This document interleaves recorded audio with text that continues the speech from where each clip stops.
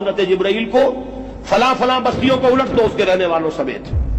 قال فقالا، حضور نے فرمایا اس پر حضرت جبرائیل نے عرض کیا بارگاہ خداوندی میں، پروردگار اس بستی کو الٹ دوں؟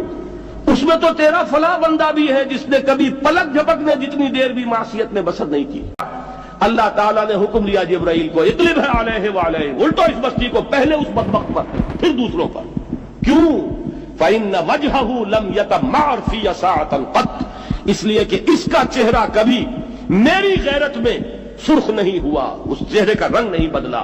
بے غیرت انسان، بدیاں پھیلتی رہیں، میرے دین کو روندا جاتا رہا، میری شریعت کی دھجیاں بگڑتی رہیں، عوامر کا مذاق اڑایا جاتا رہا. نواہی کے لیے دنیا کے اندر جن چیزوں سے میں نے روکا اس کے لیے فلسفے تراشے گئے، اور یہ لگا رہا مست رکھو ذکر و فکر صبح گاہی میں اسے. یہ سوائے ذاتی اپنے اس اصلاح کے اور ذاتی تقویٰ کے اور ذاتی نیکی کے اور ذاتی